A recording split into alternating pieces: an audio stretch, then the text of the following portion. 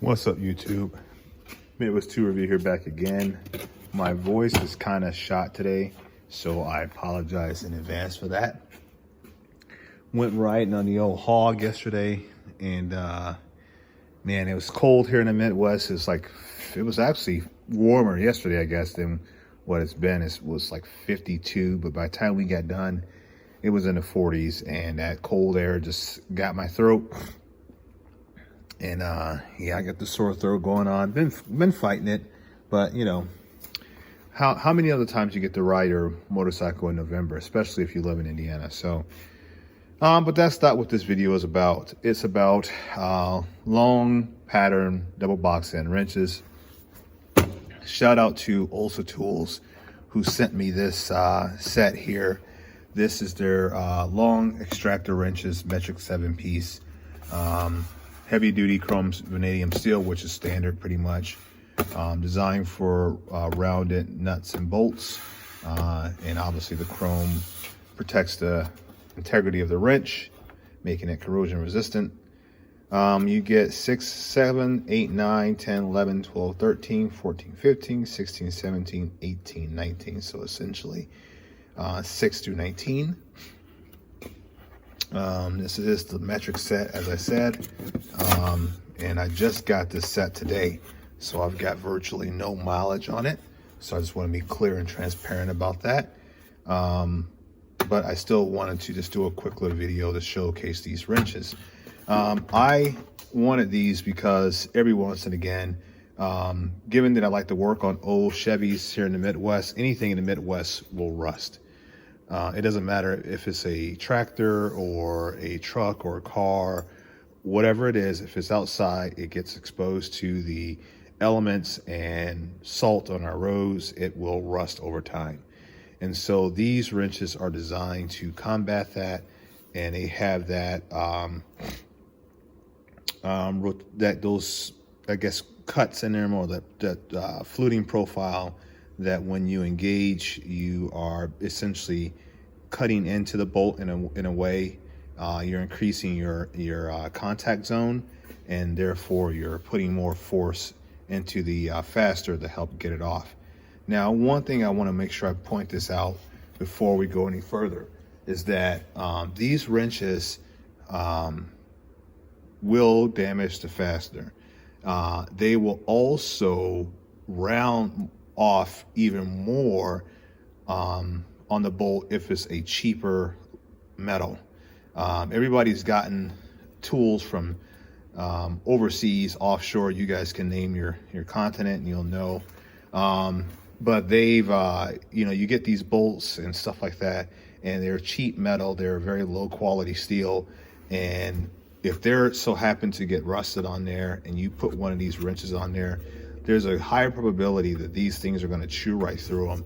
How do I know? Well, I've also got the regular Ulsa Tools wrenches, and they are also the extractor design, and they did exactly that. I was trying to get a bleeder screw off my caliper on my brakes one time, and I think it was like an 8mm or something like that, or a 10, and it just ate right through it. Now, granted, that's, you know, I could have probably used a little bit of heat and a little penetrant oil, which I think I did do penetrant oil, but I could have used some heat and lessen the opportunity for that. But I just want to tell you, these wrenches are highly effective when they can fit the fastener properly, meaning that they can get on there and get a good bite, and when the material that they're working on is not low quality.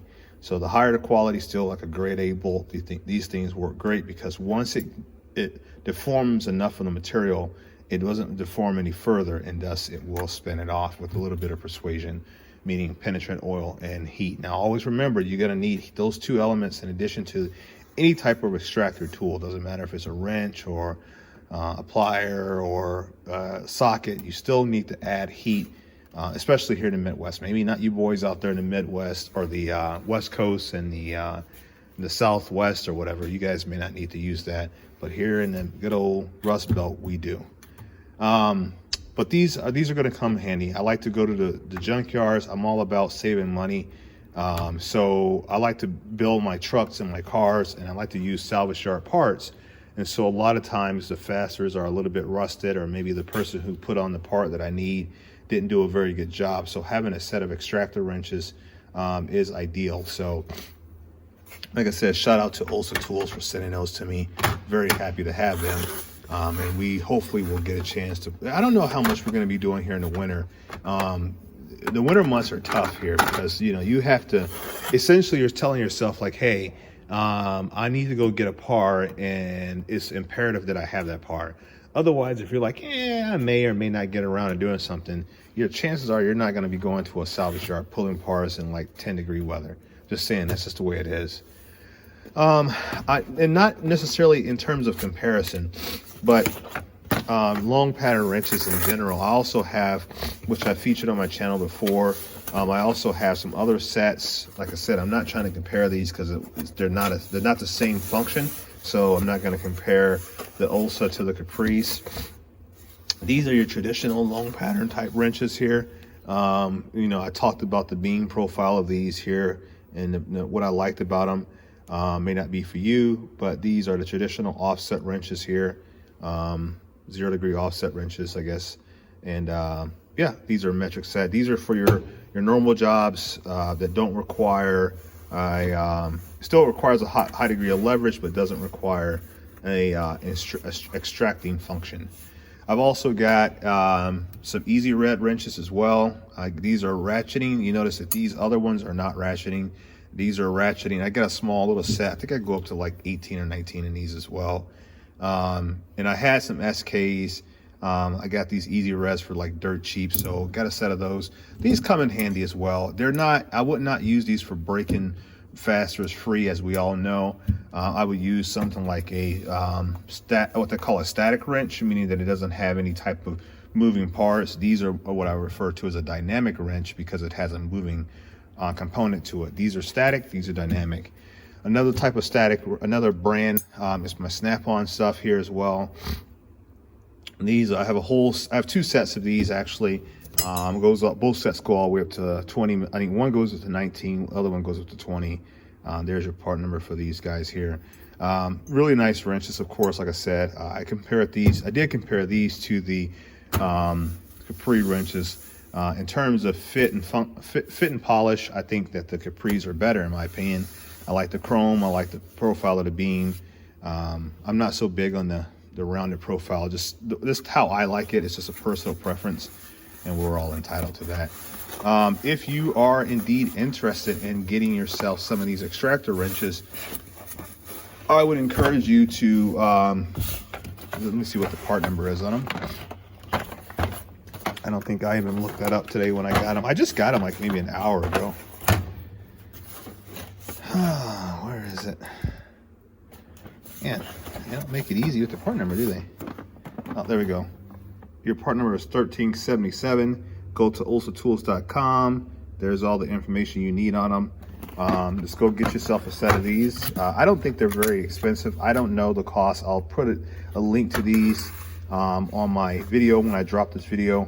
But yeah, I would say go get you a set of these guys. You can't go wrong. There's a lot of other brands out there. There's brands through Mountain, there's Duratec, there's a lot of other brands out there. Ulsa Tools, I mean, they sponsored this video, let's be honest, okay? We already said that earlier. But by the same token, guys, Ulsa Tools they're trying their best to really be a player in the market. And what I mean by that is that they're listening to what people are wanting. And they're trying to answer the call. They're not manufacturing in the USA. I know a lot of people like USA made tools. A lot of people don't really care where they're at as long as they work. The headquarters is based out of Canada, and I think a lot of their tools are made in either Taiwan or China, depending on what it is. But in fact, there are a lot of tools that are.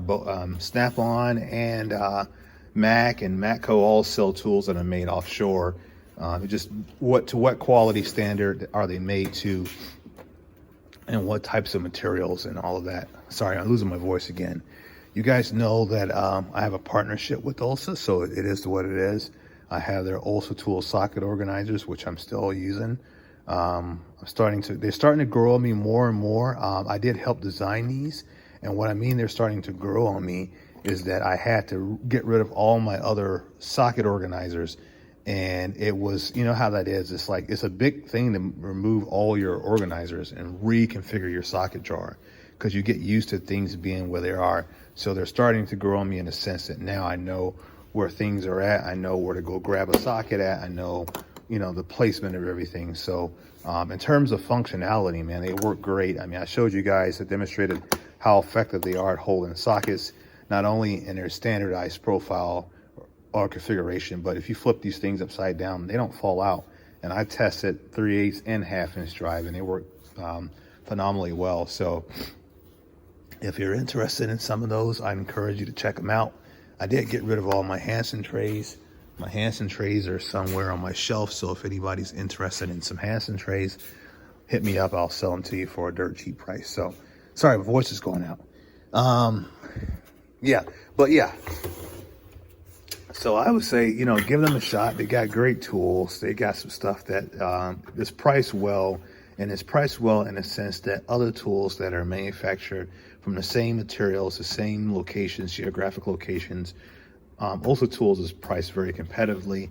And like I said, they're very active in the market and very active in our community. So that being said, I have no qualms with testing their materials and seeing how well I do or don't like them. And so far I've been rather pleased. So yeah. Oh, let me go here. One of their, real quick, because I was thinking about them as a brand, one of their very best tools that I like has been this guy here. This is the Ulsa Tools adjustable pry bar. Man, this thing, I've used the hell out of this tool. As you can see, it's got a lot of wear and tear on it. I've used it like a lot. And I've been very, very impressed with this tool. So, I mean, you talk about a tool that really gets put to the test. This one does. And I've been very pleased with it. There's no binding, no issues with it. It's worked really, really well. So a cheaper alternative, a much cheaper alternative to the Snap-on adjustable pry bars is Ulsa Tools, and that, you know, has my full support. So all right, guys, I'm going to go ahead and end it here. I'll leave a link in the description for these wrenches on their website. I think I do have a discount code on there. Saves you like 10%. So don't hesitate to use that. I think it's like MWT10 or something like that. And it was, or MTR10 or something like that. It'll save you 10%, or like, it's a referral code. I've gotten like Ulsa Tools. If you guys are watching this video, I've gotten, I don't know, probably several hundred friend referrals, and I've never utilized that those codes. It would be nice if you guys were to allow the people who are receiving the referral bonuses an opportunity to add those all together and use them at one time, because I probably got like, I don't know, 20 of them.